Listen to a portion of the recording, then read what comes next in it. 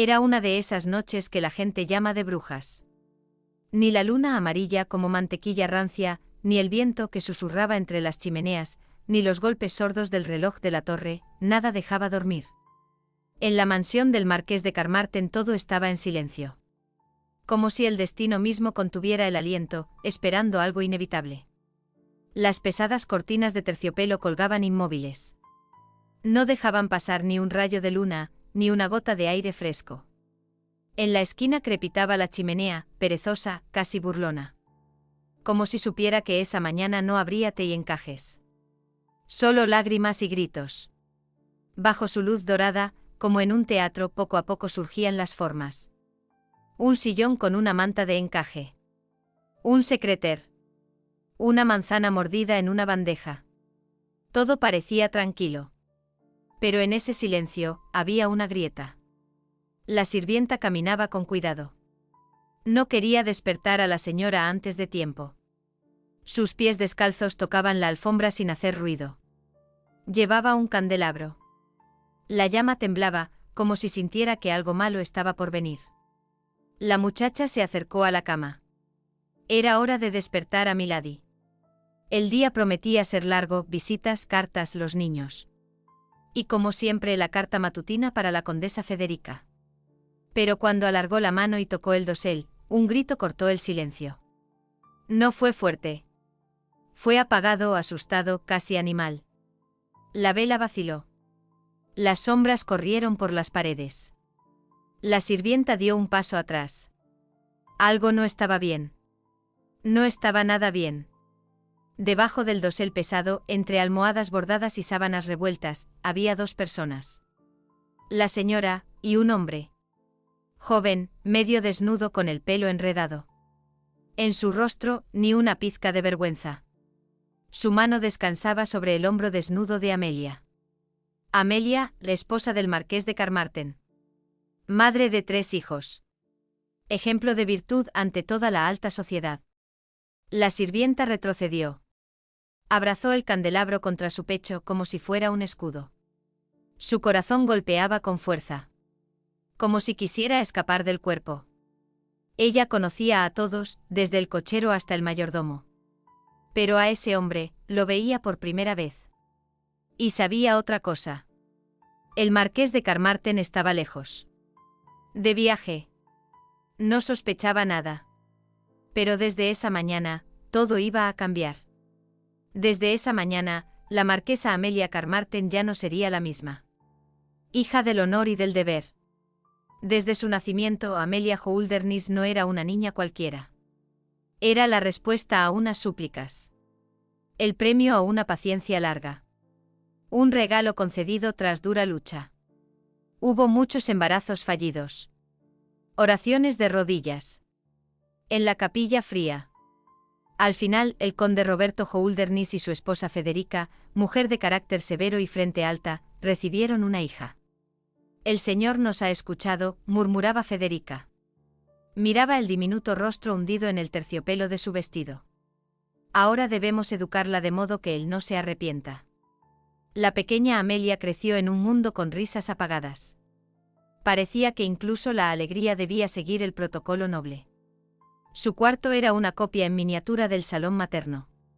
Todo hablaba de orden, simetría y control. Había muebles de caoba. Estanterías con libros serios.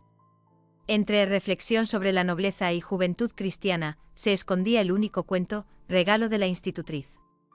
Incluso sus muñecas vestían como adultas. Llevaban corsés y puños de encaje. No eres una niña cualquiera, repetía la madre. Ajustaba la hebilla del zapato de bronce. Eres una Holderness. Y eso no es un título. Es un voto. El padre era más afable. Pero creía igual en el honor familiar. A menudo llamaba a Amelia a su despacho. Allí, entre mapas, escudos y retratos de antepasados de mirada fría, la sentaba enfrente. Deponía la pluma. Hablaba con un tono tan grave que temblaba el fuego. Recuerda, hija. El honor de la familia está por encima de todo. Que tu vida sea un camino llano. Sin baches ni barro.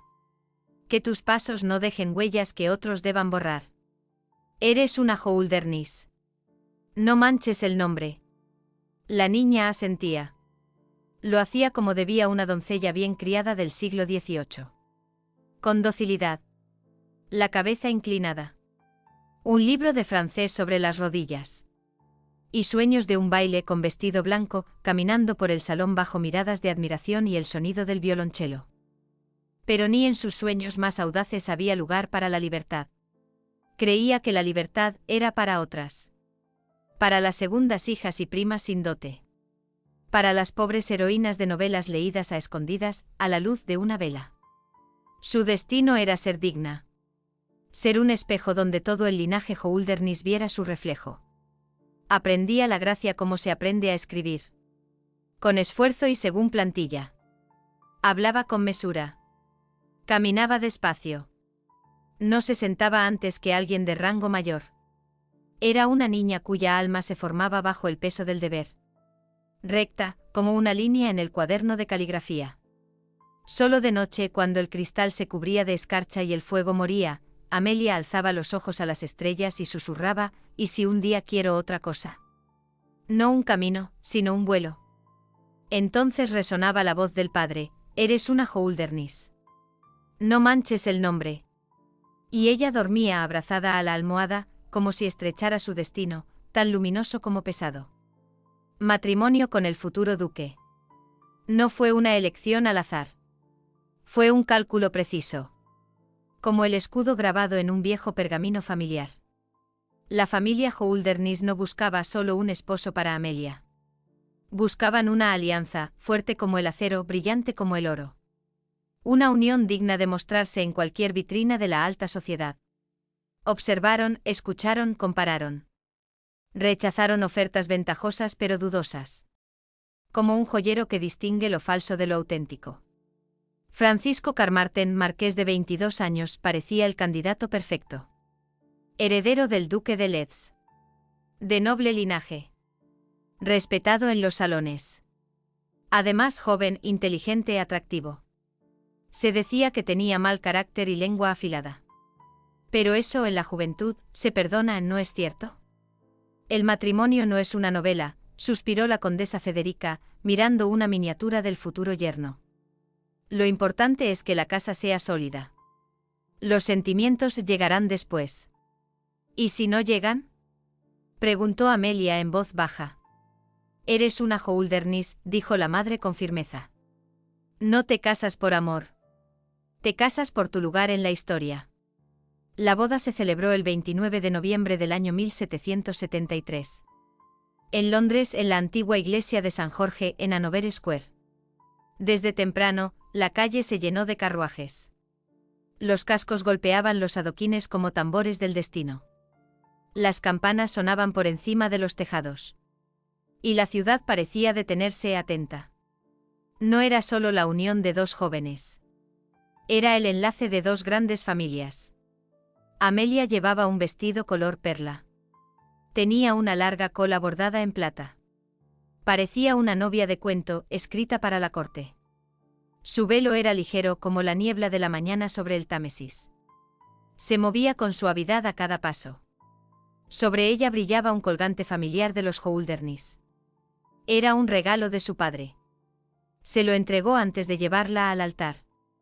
El conde Roberto Holderness, normalmente contenido, estaba en la entrada de la iglesia. Miraba a su hija con la expresión de quien suelta lo más querido. La entregaba al futuro. A otra vida. A manos ajenas. Que sea feliz, murmuró. Y solo su bigote sintió la lágrima que se escondía bajo la barba bien cuidada. Cientos de invitados llenaban los bancos. Llevaban trajes de brocado, seda y encaje. Los rostros eran nobles. Las miradas curiosas. Todos querían ver cómo nacía una alianza digna de los anales de la alta sociedad. Las plumas ya chirriaban. Los periodistas componían elogios. Las damas escondían emociones tras los abanicos. Los caballeros se miraban entre sí. Carmarthen ha tenido suerte. Francisco estaba en el altar. Erguido. Serio. Como debía estar el heredero de un ducado. Su mirada parecía perdida en la eternidad. Pero al ver a la novia, sonrió apenas. Fue una sonrisa leve, casi irónica. Solo su mano apretada detrás de la espalda revelaba el nerviosismo. Cuando el sacerdote pronunció las palabras sagradas, Amelia asintió. Lo hizo como quien acepta el destino, sin preguntas.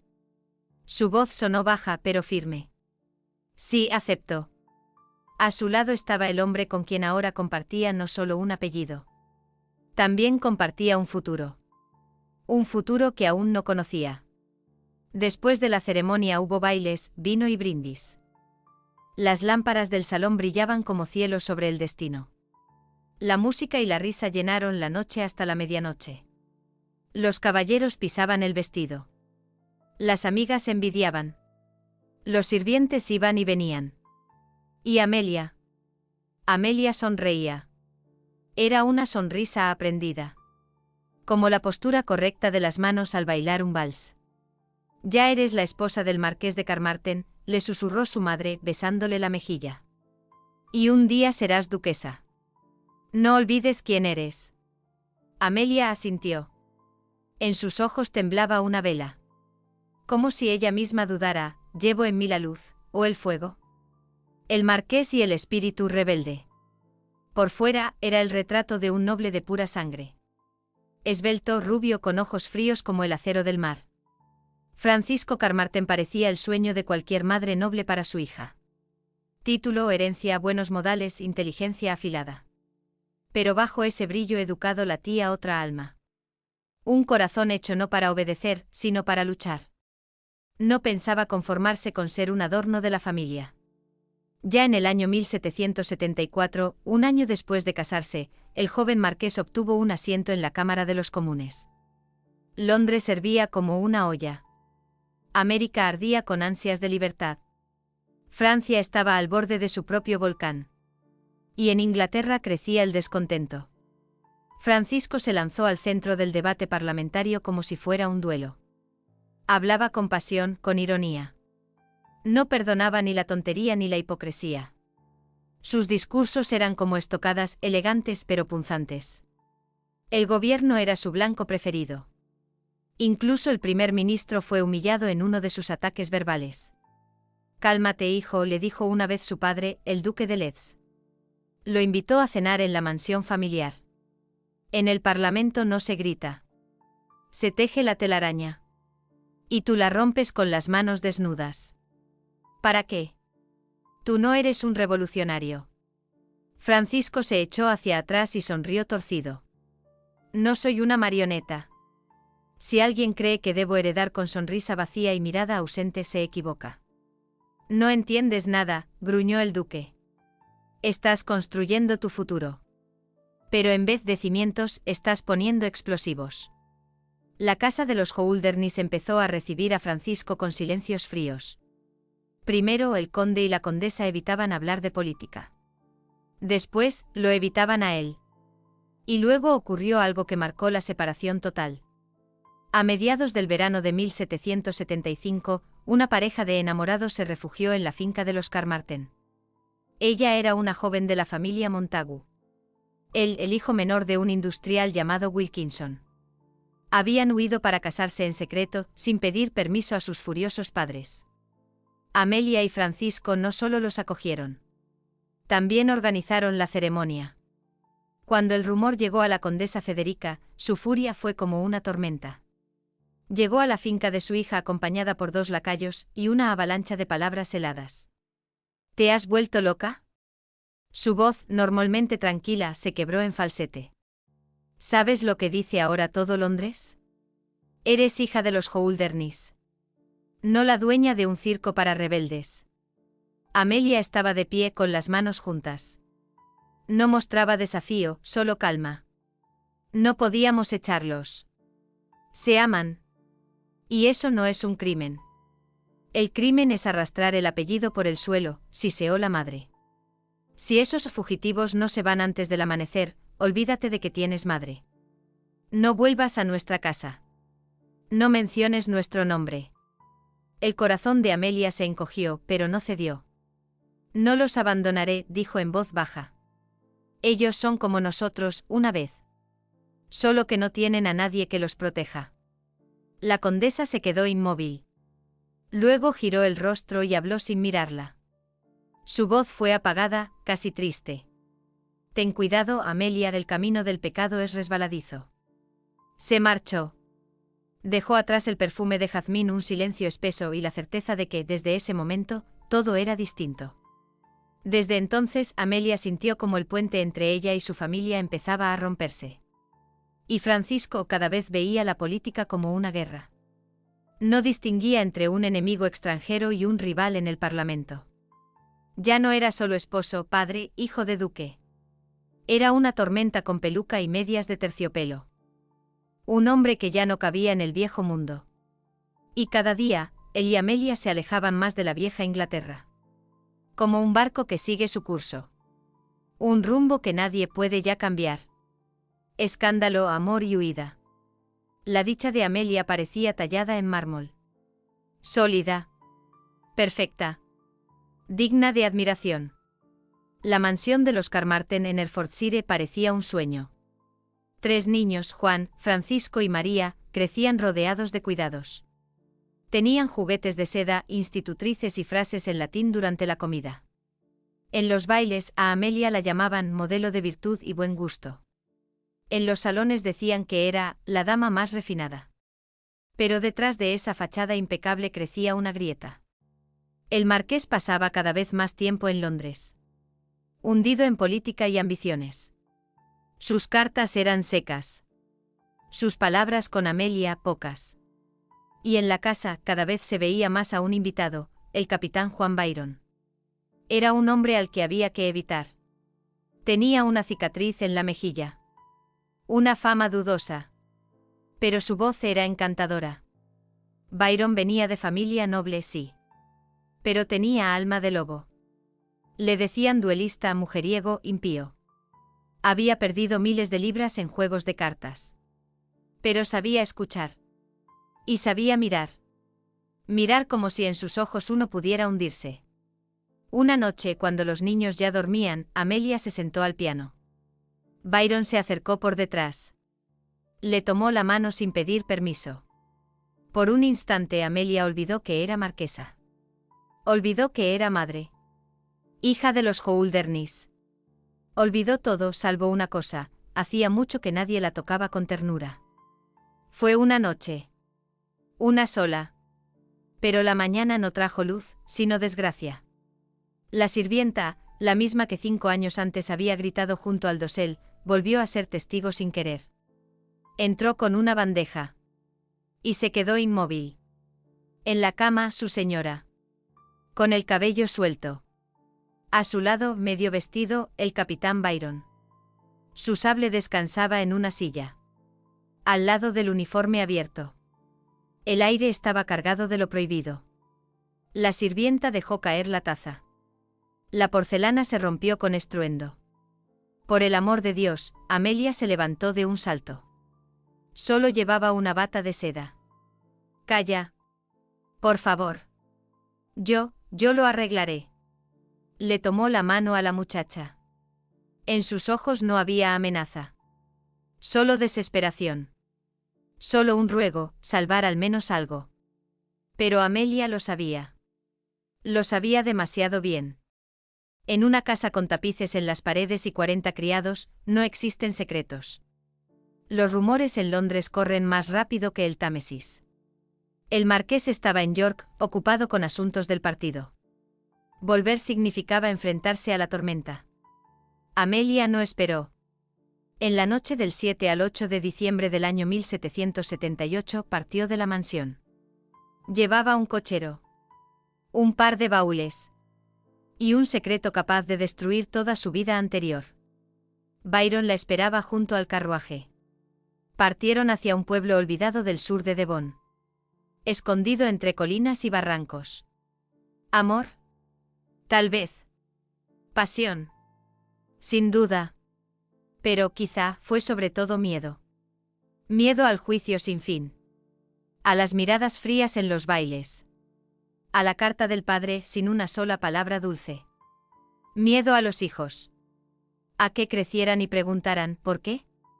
Pero esa noche Amelia no pensaba en el futuro.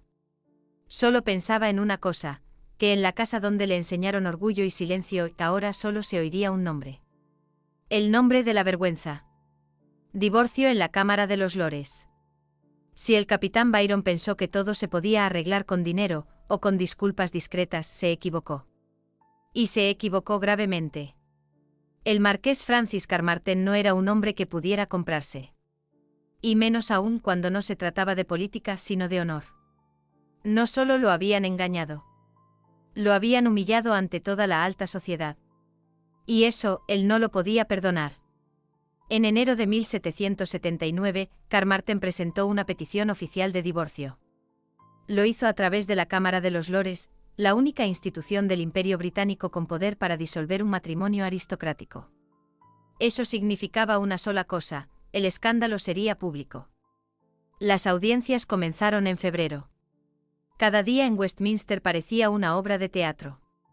Había murmullos, cartas anónimas y detalles íntimos que se leían ante los lores. Por primera vez desde su ascenso en la política, nadie hablaba de sus discursos. Solo hablaban de su vergüenza. Los periódicos no perdonaron. La marquesa pecadora, la caída de la rosa de los Holdernesse, el escándalo en el uniforme del capitán Byron, los titulares destilaban veneno. En los clubes privados discutían, ¿fue un desafío al orden aristocrático, o solo el capricho de una mujer cansada de un marido orador?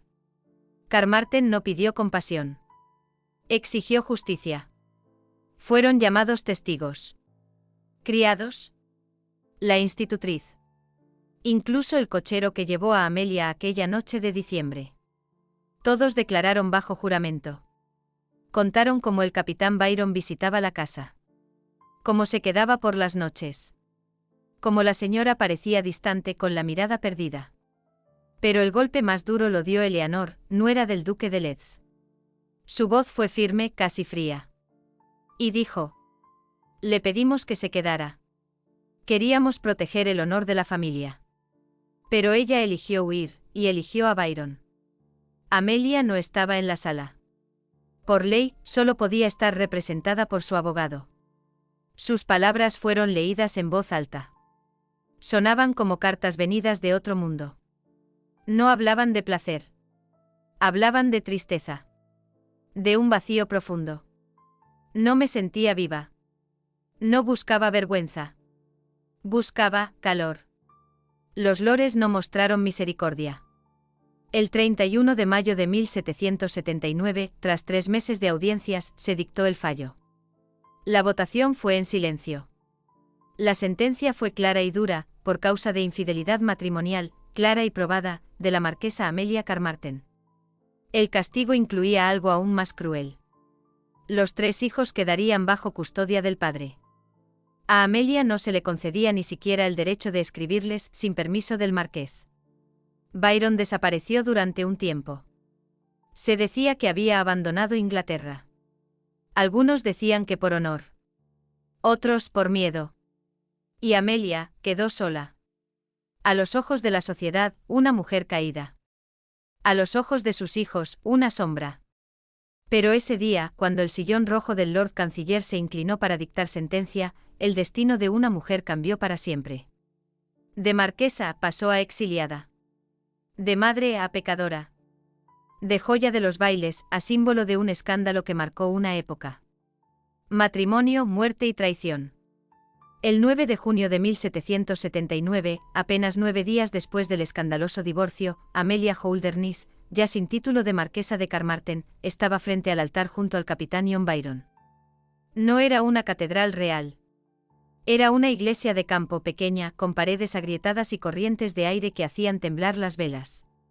No había arco de flores. Solo telarañas en las esquinas. Tampoco había coro. Solo el murmullo de unas ancianas, que vinieron a mirar a la mujer que primero dejó a su marido, y ahora se casaba con un libertino. Amelia apenas podía mantenerse en pie. Su rostro era pálido, casi de cera. Y sus ojos no mostraban ni miedo, ni alegría. Solo cansancio. Bajo el vestido, amplio y sencillo, se notaba su vientre redondeado. Todo pasó demasiado rápido. Y ya era tarde para arrepentirse. En julio nació una niña. Era la primera hija de ambos. Amelia la llamó Clara.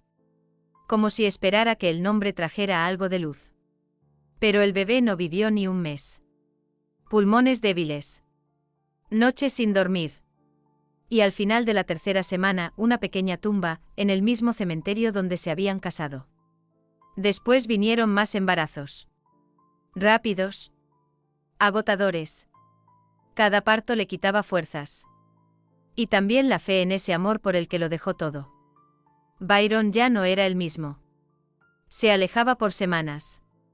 Volvía con olor a perfume y vino. Jugaba a las cartas. Vendía sus cosas. Pedía dinero. Ya no la besaba. Solo decía: ¿llegó carta de tu padre? ¿Mandó algo? Él no la amaba. Nunca la amó. No quería a Amelia. Quería lo poco que quedaba de su apellido. Su orgullo. Su corazón terco. Lo que aún podía usar para pagar sus deudas y sus placeres. Cada hijo parecía el último intento de cambiar el destino. Pero después del primero vino el segundo. Luego el tercero. Y el cuarto. Uno murió de recién nacido. Otro nació débil. La tercera no habló hasta los 3 años. Y con cada nuevo llanto en la cuna, Amelia se apagaba un poco más. Se borraba la imagen de aquella joven que brillaba en los bailes. En enero de 1784, después del sexto parto, el más duro, no volvió a levantarse. A la niña la llamaron Augusta. Sobrevivió. Contra todo. Pero Amelia no. Tenía solo 29 años. En el funeral, en la misma iglesia donde 7 años antes pronunció sus votos, no había nadie de los Holderness. Tampoco sus hijos mayores. John Byron estuvo solo unos minutos. Dejó una rosa arrugada sobre el ataúd. Encogió los hombros. Y se fue bajo la mirada de las mujeres del pueblo. No murió por el parto, susurraban ellas. Ni por el escándalo. Murió por la indiferencia. En una de sus últimas notas, encontrada en una pequeña caja, escribió: ya no sé quién soy. No soy madre. Ni marquesa. Ni esposa. Solo una mujer que una vez amó, y ahora solo espera el final. Pero quedó Augusta. La sangre de Amelia. Su última chispa. Y la historia apenas comenzaba. Un niño olvidado por su padre. La muerte de Amelia no fue una tragedia para el capitán Byron. No hubo lágrimas, ni oraciones, ni sombra de dolor. Solo una molesta necesidad, decidir qué hacer con Augusta. Augusta tenía 1 año, siempre lloraba, estaba resfriada y necesitaba cuidado.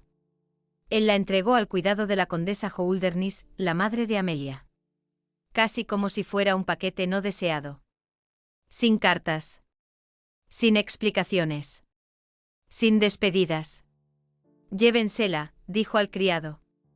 Esto no es para un hombre. Para Augusta Byron fue la primera lección de vida, no era necesaria para su padre. John Byron, como queriendo olvidar rápido a Amelia y todo lo que pasó con ella, empezó meses después un romance con una nueva mujer. Se llamaba Catherine Gordon de Gairdrum. Era heredera escocesa de una antigua familia. Tenía título, riqueza y lamentablemente un aspecto modesto. Pero con ella venían tierras, un baronetazgo, joyas de familia y una dote envidiable. Todo lo que Byron veía como un salvavidas para sus deudas. Deudas ganadas en juegos de cartas y disputas por duelos. El 17 de mayo de 1785 se casaron. La boda fue rápida y casi sin invitados. En el rostro de Catherine se veía una leve sonrisa. Ella soñaba que el amor cambiaría al hombre. Pero él ya estaba hecho, frío, egoísta y gastando la vida como si supiera que no le quedaba mucho. Las ilusiones duraron poco. 2 años después, Byron estuvo a punto de ir a la cárcel por deudas. Para salvarlo, Catherine vendió parte de sus tierras en Escocia. Hipotecó las joyas familiares. Dio la última parte de su herencia. Todo lo que me queda, dijo una vez, es mi niño. El niño se llamó George Noel Gordon Byron. En el futuro sería Lord Byron, uno de los poetas más grandes de su tiempo. Pero en la infancia, solo fue un niño sin dinero, sin padre y sin un hogar estable. En 1791 John Byron murió. Se decía que de tuberculosis. Otros susurraban que de alcoholismo. Y algunos decían con una sonrisa: de sí mismo. Pero Catherine suspiró. No de tristeza, sino de alivio. Ya no debía nada a nadie. Solo a su hijo. Solo al futuro. En otra casa crecía Augusta, abandonada, olvidada, pero no derrotada. Mientras un niño se hacía poeta, la otra niña se convertía en mujer. Mujer que conocía el valor del dolor y la dignidad. Destinos después del final. Francis Carmarthen, sobreviviente de un torbellino de pasiones, escándalos y desprecio social, con el tiempo reunió los pedazos de su vida. La reconstruyó de otra manera, más seria, más silenciosa. Ya no era aquel joven ardiente que discutía en el Parlamento, ignorando los consejos de su padre. Ahora pensaba, callaba y medía sus palabras. Solo una cana en su sien recordaba que todo tuvo un precio. En 1788, casi 10 años después del divorcio, volvió a casarse. Su esposa fue Eleonora Chetworth, hija de un sacerdote. A ella le faltaba brillo, pero tenía lo más importante: paz y fe. Paz y fe que curan más que cualquier medicina. No hacía preguntas inútiles. Nunca pedía comparaciones con la primera esposa. Tuvieron 2 hijos, fuertes, tranquilos y sin dramas. Pero tampoco rechazaron a John, Francis y Mary, los hijos de Amelia. El duque, ya maduro en título y edad, abrió puertas que parecían cerradas para siempre. Se convirtió en el padre que siempre quiso ser, estricto pero justo. Callado pero siempre presente. Enseñaba a sus hijos a controlar la ira. Y a sus hijas a mantener la cabeza alta, aunque quisieran llorar. Casi no hablaba del pasado. Pero un día, revisando papeles en su despacho, dijo a su hijo: la gente se equivoca. No es vergonzoso. Vergonzoso es fingir que no cometiste un error. Él sobrevivió a Amelia. Sobrevivió al capitán Byron. Y quizás hasta se perdonó a sí mismo. Por la crueldad a la que el dolor empuja. ¿Y qué pasó con el camino del vicio, del que la condesa Holderness hablaba con miedo? No fue una pendiente tentadora. Fue un acantilado abrupto. Sin camino de regreso. Estaba lleno de pedazos de esperanzas rotas. Cubierto por las ortigas de los juicios ajenos. Y no llevaba a la libertad. Llevaba a lo que más asusta, al olvido. Pero entre las ruinas quedaron quienes recordaban. Y si el nombre de Amelia Carmarthen se pronunciaba en susurros, no era por vergüenza. Era por tristeza. Porque la vida no siempre perdona a quienes eligen seguir el corazón.